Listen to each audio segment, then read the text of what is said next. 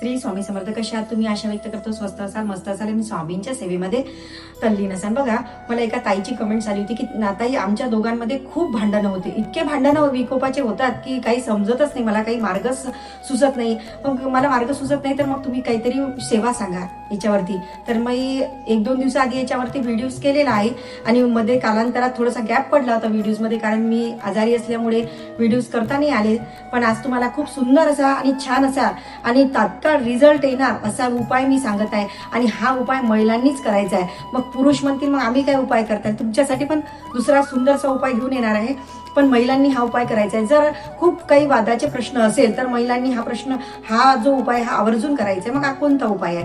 तर मग काय करायचं, आपल्याला एका वाटीमध्ये पाणी घ्यायचं आहे. वाटीमध्ये पाणी घेतल्याच्या नंतर आपल्या उजव्या हाताचे मधले 3 बोटं आपल्याला त्या पाण्यामध्ये बुडवायचे आहे. आणि मी जो मंत्र सांगतोय तो तुम्हाला 108 वेळा म्हणायचा. मग ताई तुम्ही म्हणसाल की ताई आमचा उजवा हात जर गुंतलेला आहे, पाण्यामध्ये ठेवलेला आहे, पण पाणी हे लाकडाच्या किंवा चौरंगावरच ठेवायचं आणि त्याच्यामध्ये आपलं बोटं बुडवायचे आहेत. आणि आपल्याला डाव्या हातामध्ये जरी माळ घेतली तरी चालते, नाही तर जप काउंटर असते ते घ्यायचं आणि 108 वेळा तुम्हाला कोणता मंत्र म्हणायचा ते आठवणीने लक्षात येईल. ओम काममालिनी ठम ठम स्वाहा. बघा, परत मंत्र सांगते. ओम काममालिनी ठम ठम स्वाहा. हा मंत्र तुम्हाला 108 वेळा म्हणायचा आणि ते तीर्थ तुमच्या मिस्टरांना तुम्ही द्यायचं आहे.